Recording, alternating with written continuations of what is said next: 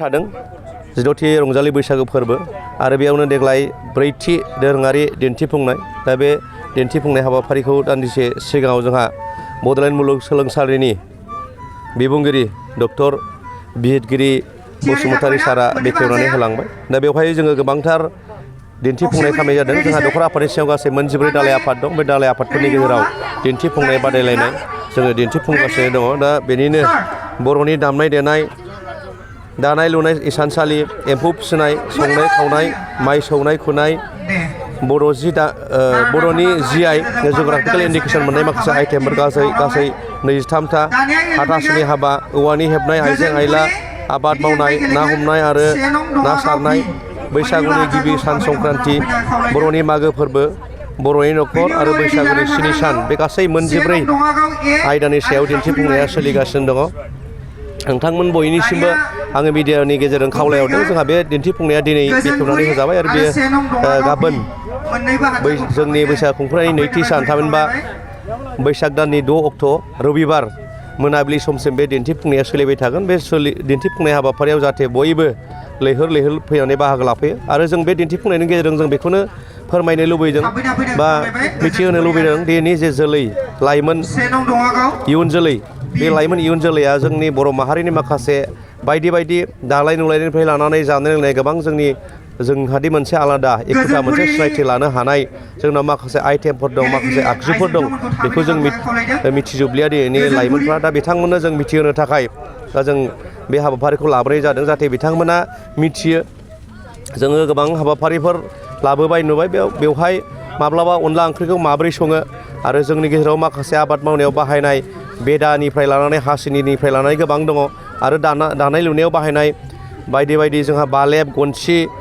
बिदि गोबांथार जोंहा इसानसालियावबो दं बे गोबांथार बुस्थुफोरखौ दिनै मिथिनो मोनलिया बा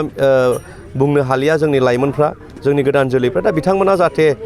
जोङो जोंनि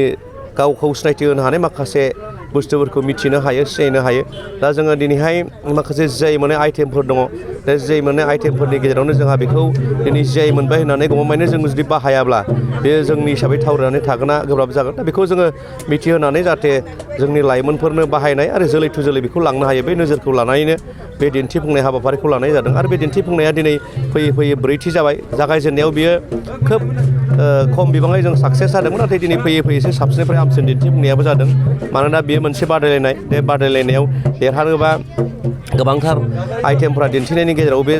जाफुंनांगोन दिनै जुदि संनाय खावनायनि बाथ्रा रायलायो जों दिनैनि थासारियाव दिनै लाइमोनफ्रा बुंनो जुदि होयो मोनब्रै मोनबाल' जोंनि संनाय खावनाय मुंफोरखौ बुंनो हागोन अनला ओंख्रि नारजि ओंख्रि बेनि सिङावहाय जों बैसागुआव जानाय गोबांथार आइटेमफोर दङ हाग्रानि मैगं थाइगं दा बेफोरखौ बुंथिजोबनो हाया दा जोङो थांनाय बोसोराव 90निबो बारा आइटेमफोरखौ जों मोननो हादों आरो देग्लाय बेसेबां मोनदों आं मोजाङै नायजोबनाय जायाखै जों नायजोबोबा बेखौ जों मिथिनो मोनगोन बिदिनो बर'नि न'खर गुबुन ना सारनाय बे आइटेमफ्रा दिनै बांनायनिफ्राय बांदों आरो बेनिफ्राय जोङो मोननै आइटेमखौ थांनाय बोसोरथामनि गेजेराव जोङो दिहुनना लादों बर'नि जोंनि दोरोङारि दामनाय देनायनि गेजेराव बेनि गेजेराव जोंहा गंगनानि बाथ्रा लाइग्रिदनि बाथ्रा बे बाथ्राफ्रा दिनै जोंनि सोराङाव फैदों आरो बे दिन्थिफुंनायनि गेजेरजों जोङो जोंनि जे दामनाय देनायनि आगजु जाय गोमालांनो लाबायमोन गोदोलांनो लाबायमोन बेखौ जों बोखांनानै दिनै लानो हादों आरो सुबुंफोरनो जोङो खिन्थानो हादों दा बिदिनो जोंनि आगजुफ्रा जाहाथे फैबाय थानाय गोलाव समाव गोमानानै थाङा बेयो अराय सम थांबाय थायो हारिनि आइडेन्टिटि जाबाय आरो जों बे दामजुफोरनि दामनायाव बोरै दामो बेखौ इयुन जोलैया जाहाथे रोङो बेफोरखौ जोङो दिन्थिनायनि गेजेरजों दिनै जोंनि बैसागु थिलियावबो गोदान जोंनि जे गंगना गोदान नङा बेयो गोजामानो नाथाय बेखौ गेजेराव गोदोलांबायमोन दा दिनै जोंनि गेजेराव गंगना बे गंगनायाबो दिनै जोंनि बैसागु थिलियाव दामनायखौ जों नुनो मोनबाय आरो जोङो बेखौ कम्पालसारि खालामदों बादायलायनायनि गेजेराव जोंनि जिहेथु गोमालांनो नागिरनाय मोनसे दामजु जाय दामजुआ जोंनि देंखोजों देहेकजों गोरोबो दा बेखौ जों लानानै फैनो हाबाय लाइग्रिदनि बाथ्रा लाइग्रिदआबो बाहायनायखौ जों नुनो मोनलियामोन दा दिनै बाहायदों आरो लोगोसे जों मोनबावनो हादों जों जेजेंग्रा जायखौ बुङो जेजेंग्रा जोङो मोननो हादों जोङो बर'नि दामजु होनोबा खाम सिफुं जथा सेरजा बे बाथ्राफोरखौल' सानोमोन थरखाखौल' सानोमोन नाथाय दि जोंनि गेजेराव गंगना लाइग्रिद जेजेंग्रा बेफोर गोमालांनो लाबायमोन दा बेखौ जोङो बोखांनानै लाबोफिननो हादों दा बे जोंनि थाखाय गोग्गाथाव बेबायदि दा फैबाय थानाय समाव आरोबाव जोङो हयथ' मोनदेरबावनोबो हायो दा जोंनि दिन्थिफुंनाया बिदि सोलिगासिनो दं रायजो राजा बयनिसिमबो खावलायनाय जाहाथे बे दिन्थिफुंनायखौ लोब लोब फैनानै नायफैयो मदद खालामफैयो आरो माबाफोर सोदांबावनांगौ दंबा जोंखौ सुबुरुन होयो जोंहा बेखौ गाबोन बिजिरनो थाखाय 3 बिजिरगिरि बेयाव बाहागो लागोन बिदिनो जोंहा